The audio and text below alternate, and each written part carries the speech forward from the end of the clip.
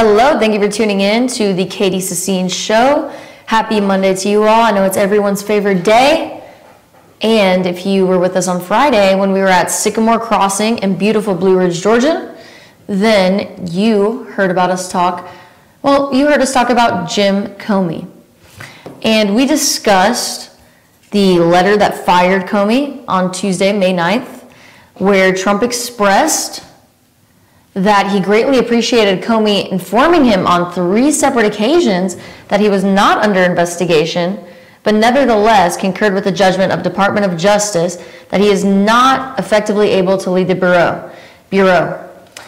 He had also received letters from Attorney General and Deputy Attorney General of the U.S. recommending the dismissal of Comey before terminating him.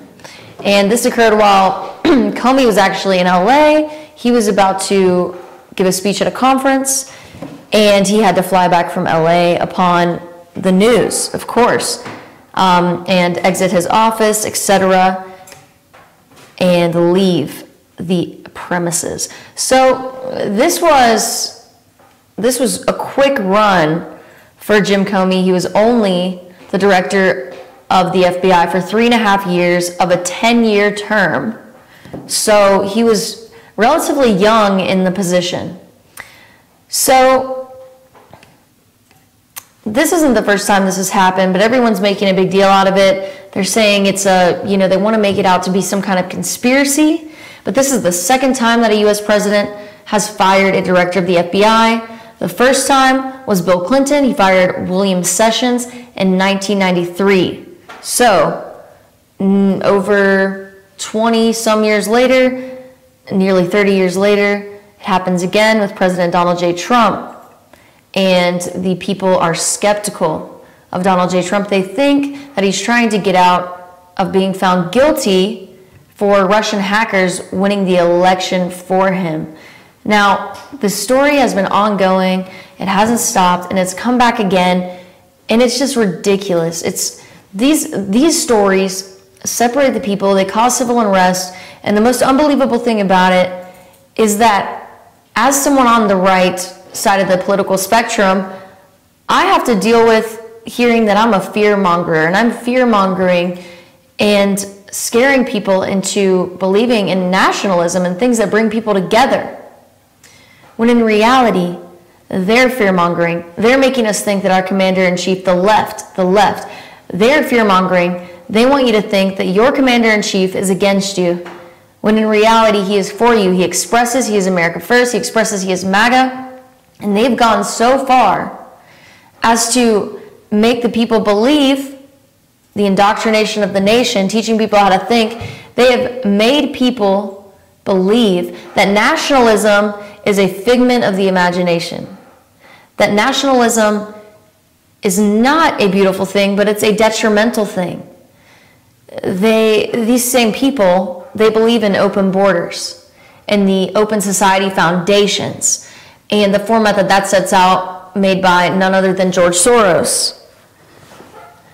So it's just a dangerous thing, and it's almost as if the term liberal is actually disguising fascism. They're actually disguising radical politics and calling it liberal, calling it a name associated with liberty, with being free, when in actuality, it asserts more control over the population. You know, I was thinking, to put it this way, instead of thinking in party terms by the traditional names conservative, liberal, we could say it like this. If you're conservative, you're pro-freedom. Whereas if you're liberal, you're pro-control. Because when I say they're pro-control, and some of you might find that surprising, well, the conservatives that are on the same page as me won't find it surprising, but some will find it surprising that I say that.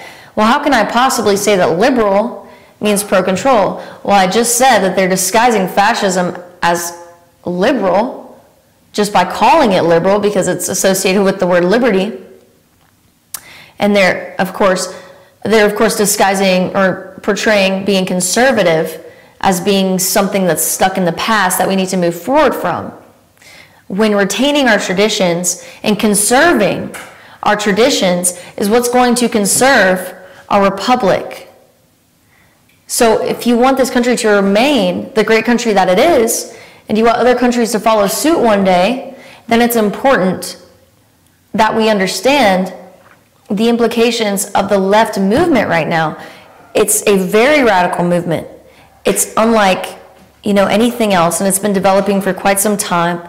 We've got the Organizing for Action Foundation that's run by Michelle Obama and another man, and founded by Michelle Obama. Of course, her husband was a founder along with her, sitting President Barack H. Obama. So it's just, it's crazy stuff. And the reason I say being liberal is pro-control, I'll draw it out for you here. Being liberal is believing in the institution. It's, power to the institution, the international institution. It's power to institutionalism. And that can encompass things like public education and public health care and the United Nations and all of these institutions that bring people together. But the problem with these institutions, in the sense that they have been created today, is that they're controlled by groupthink. They're controlled by a group of people who all claim that they have the same beliefs, if not the same, extremely similar. And if you don't agree with these people, they believe that you are wrong. These institutions establish ways of thought that we're told are the right way, or the correct way, even if they deter from the tradition. They just call the tradition backwards, and they say it's something we need to move forward from, and they call liberalism progressive, so that it seems positive. They associate it with these positive words, so that when people, as soon as they think of the word liberal, as soon as they hear the word liberal, they think of positive things. And the media constantly associates being conservative with negative things. I was in an environmental science class once, and the professor told me something that I remember. He said, if you see commercials, the more you see commercials for something, for a food product, the more you know it's bad for you. What do we see commercials for that's food? We see soda commercials, we see chip commercials, we see fast food commercials all the time, we see corporate chain restaurant commercials all the time. These things are, a lot of these foods that these people serve and a lot of these things that, they sell to us, they're bad for us. They can't sell them off of quality, but they can sell them off of marketing. And I said, yes, I said on Friday in the show that, Coca-Cola, because they're so good at marketing, Coca-Cola is actually the second most common word in the world behind the word okay. That's how amazing their marketing is, and that's how important marketing is. And the media markets the left like no other. And that's the biggest red flag. That's the biggest sign that you should research into it and figure out what's going on for yourself, because you might be missing something. And, we'll talk about Jon Ossoff later. That's a whole other story. We've seen the same thing going on. We've seen that going on with Jon Ossoff. $8 million raised in however many months, given by the Democratic National Committee. Like, what is that? And now he doesn't even reportedly live in the district.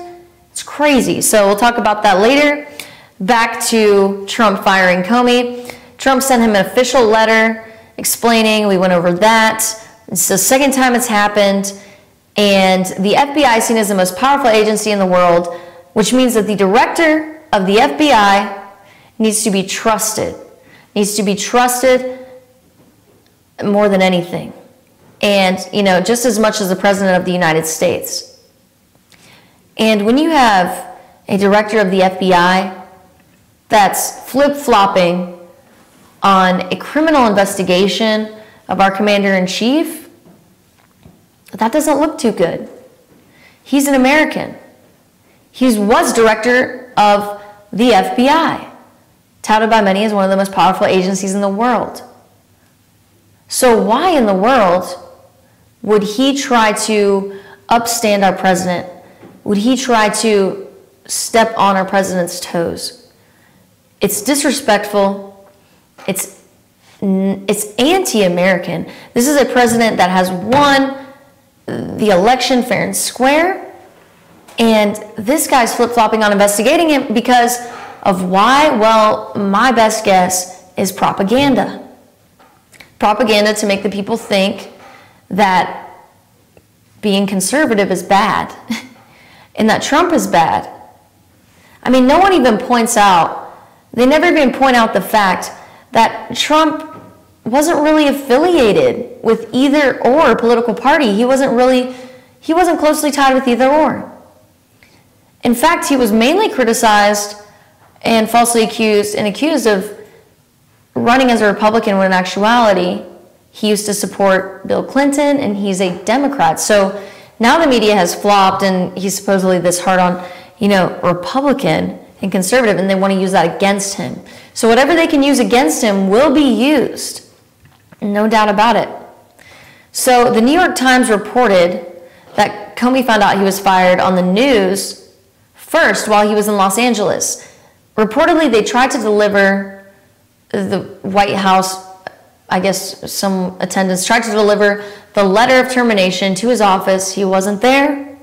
And he received the news with everyone else in Los Angeles before doing some kind of speech over there. And he was only 3.5 years into his term. So why did Trump fire Comey? Well, it all started on July 5th, the hearing of Hillary Clinton, where the whole country watched her lie. And she proceeded to get away with it.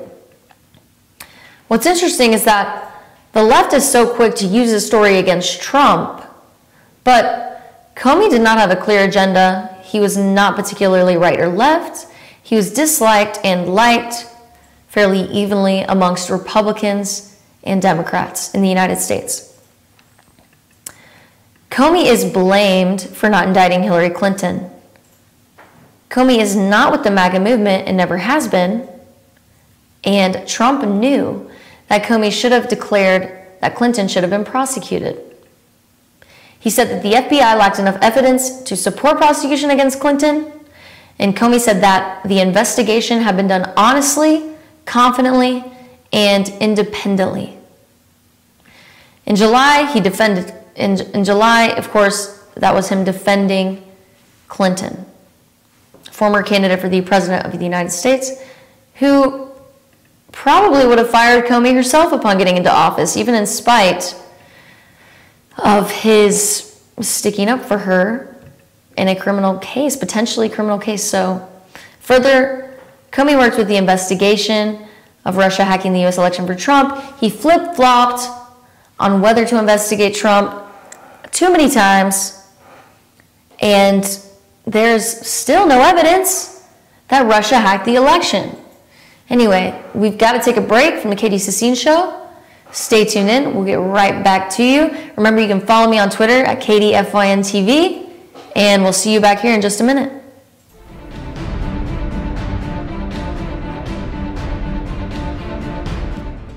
Ace is your helpful place for paint and home goods, tools, outdoor living, and lawn equipment. But did you know Ace Hardware of Blue Ridge is a little bit more? We have hunting rifles and accessories for your next hunting trip. We have Amish furniture imported directly from Ohio. And we have Ace Custom Woodworks for all your custom wood project needs, from cabinets to artwork. Ace Hardware of Blue Ridge. We have your new house in stock. El Rey and Ellijay. El Rey Mexican Restaurant. Family owned and operated, and a local favorite for families, parties, and meetings. Great prices. Friendly service and delicious Mexican cuisine. Patio dining available. Come sing in Carlos's Cantina every Friday 9 to 1. Eat in or take away. Same location for 14 years. Open 7 days at the corner of Maddox Drive and 515. North Georgia's favorite Mexican cuisine. El Rey. El Rey and Ellijay. North Georgia Diamond is your source for diamonds. Come on in to view the area's largest selection of fine jewelry at North Georgia Diamond. All repairs and designs are done on site by our jewelers. And North Georgia Diamond has the lowest prices on loose diamonds. You can also sell your gold, silver, and coins at North Georgia Diamond between Walmart and Lowe's in East LJ. Locally owned by Bill and Allison Craig, North Georgia Diamond is your source for diamonds in North Georgia.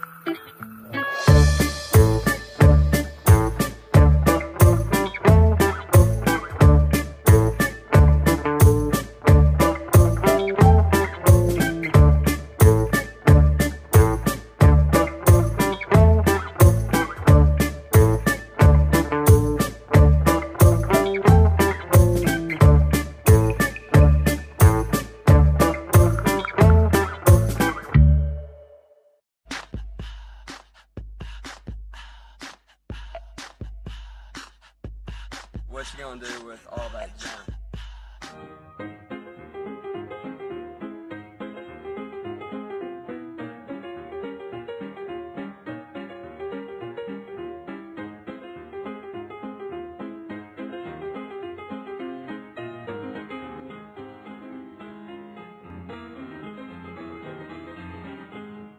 Circuit World, brand name merchandise at unbelievably low prices.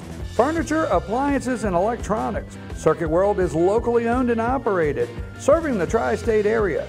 Circuit World has highly trained professionals to help. Visit your hometown Circuit World today. 3 locations in Georgia: LJ, Blue Ridge, and Blairsville, Franklin, and Murphy, North Carolina. No credit checks, so let Circuit World deliver to you today.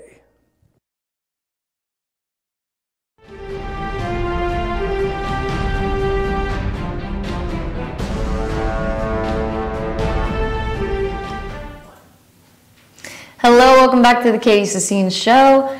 As always, I'm your host, Katie Sassine. Hang in there. It's Monday, I know.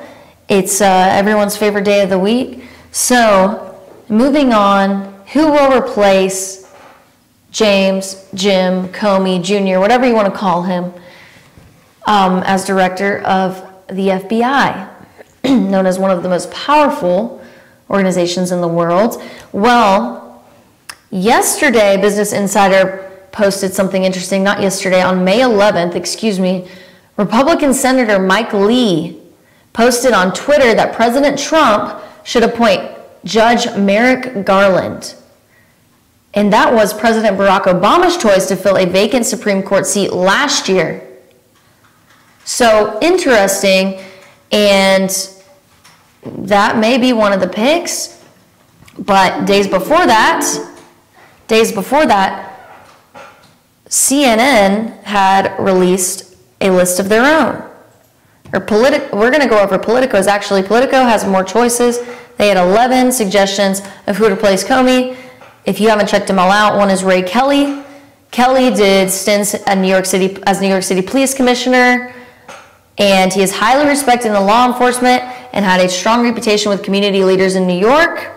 His involvement with New York Police Department's controversial surveillance of mosques and Muslims in the years after September 11th attacks could create some resistance in Congress, some rifts between the moderate conservative parties.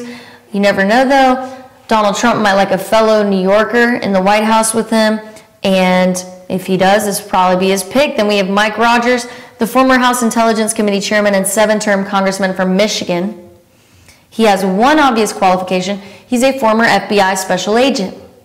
So he knows about the organization well enough, but we don't know if he's necessarily leadership material. He was a congressman.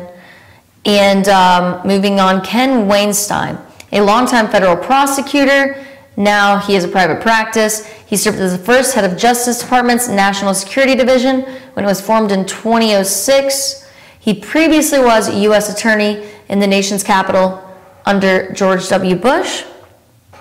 Well, that's a pretty impressive qualification. He also brings FBI experience. He served as general counsel and chief of staff to FBI Director Robert Mueller. So pretty impressive credentials here. This is not going to be an easy choice. Trey Gowdy was proposed by Politico as well, former federal prosecutor. Wouldn't that be an interesting choice?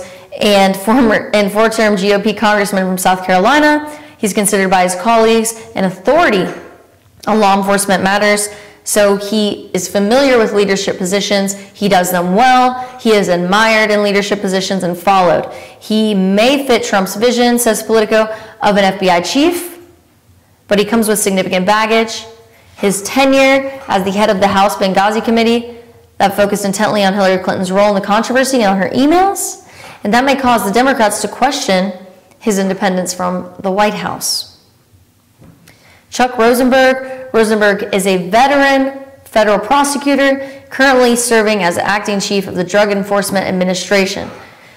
So another person in a leadership position.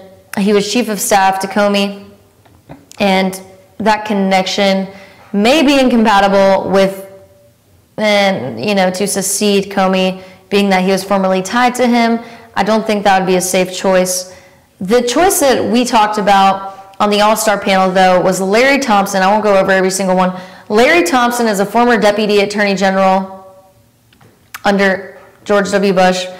He joined with Democratic lawyer and former deputy attorney general Jamie Gorelick in a Washington Post op-ed fall that blasted Comey for his decisions to publicize aspects of the Clinton email probe.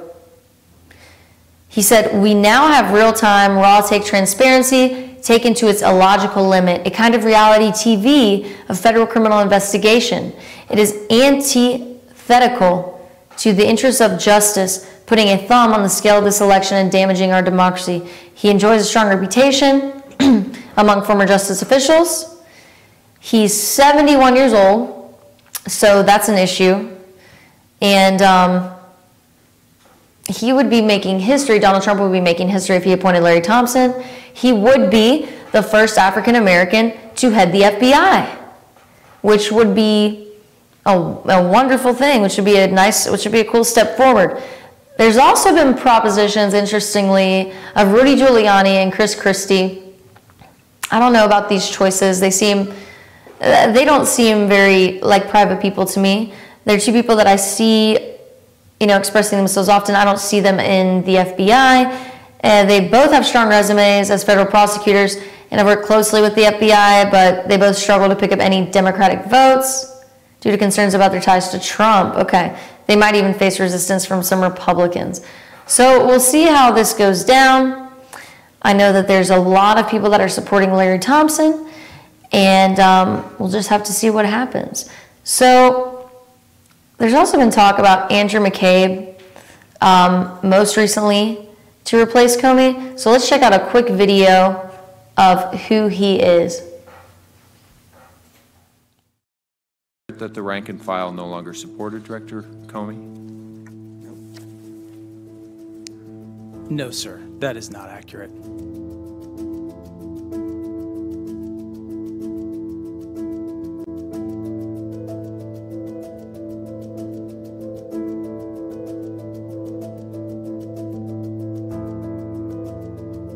We are a large organization. We are 36,500 people across this country, across this globe. We have a diversity of opinions about many things, but I can confidently tell you that the vast majority of FBI employees enjoyed a deep and positive connection to Director Comey.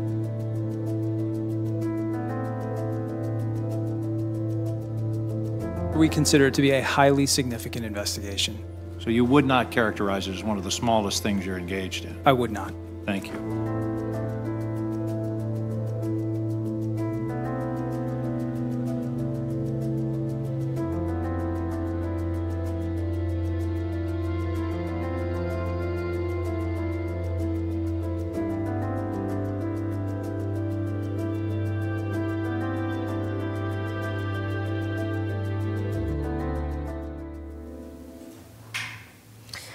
So it's unlikely that he will be a replacement. It's been talked of as he was sworn in as acting director upon the termination of Comey on Tuesday. He also denied that most of the FBI and the members had lost faith in Comey. And it's clear that that video from CBS is dramatizing the situation. They're making it seem like everyone in the FBI is upset that Comey is no longer with them. The music in that video was tragic. It sounded like something bad was about to happen. And it just goes to show how the media is shaping how you should feel and think about this situation. But we know the reality of the situation is that Comey tried to step on the toes of our justice system. He tried to trump what it means to be a republic. He tried to force his beliefs upon the entire nation, and that's unacceptable, plain and simple. So, some more about this case. So Tuesday, Trump fired Comey. Comey told Trump 3 times he was not under investigation. And then Wednesday, Comey wrote a letter to the FBI. If we can check that out. He stated, "To all, I have long believed that a president can fire an FBI director for any reason or for no reason at all." I guess he's insinuating he was fired for no reason. He went on to say that he's not going to spend time on the decision or the way it was executed. "I hope you won't either. It is done, and I will be fine, although I will miss you and the mission deeply." The mission. Okay, what's that? "I have said to you before that in times of turbulence, the American people should see the FBI as a rock of competence, honesty, and independence. Well, that's why Donald Trump fired you, Comey, because he didn't see that in you. He didn't think you could come back from what you had already done. What makes leaving the FBI hard," he said, "is the nature and quality of its people who together make it that rock for America. Typical, when we leave a job, we miss the people that we work with. You make connections with people, and you grow to like them, you grow to know them." And he went on to say it is very hard to leave a group of people who are committed only to doing the right thing. Well, maybe those people were, but Comey wasn't on that same page. According to what happened on July 5th, he said, "My hope is that you will continue to live our values and the mission," this is the mission, "of protecting the American people and upholding the Constitution." Interesting, because based on what he's done, he's stepped on the toes of our Constitution. He's stepped on our system of checks and balances. He's tried to surpass it and make Hillary Clinton appear as if she's above the law. And that will never help a republic maintain itself. And he says, if you do that, uphold the Constitution, you too will be, he said, "My hope is that you will continue to live our values and mission of protecting. If you do that, you too will be sad when you leave. The American people will be safer. Working with you has been one of the greatest joys of my life. Thank you for that gift." That was to all from Jim Comey. So he left a nice letter to his friends at the FBI. Of course, it's hard to leave somewhere you've been for a while, but this was the best thing that could have happened. Hillary Clinton would have done it. There were liberals and, well, there were Democrats and Republicans that spoke about the situation the day it happened, and they had no choice but to agree with everything they had heard. Well, with President Trump's decision to fire him when everyone heard about the news on Tuesday. Anyway, you are watching the Katie Sassine Show. We are running out of time for today. So remember, you can follow me on Katie FYNTV. If you look that up on Facebook, you'll find the Facebook page where I archive the individual shows. And if you look on Twitter, the same name, you can follow me and check out my tweets. And also, I'm tagged in the Fetch Your News tweets. You can follow us on Fetch Your News or FYNTV on Twitter. So, I hope y'all all have a wonderful day, and thank you for tuning into the Katie Sassine Show.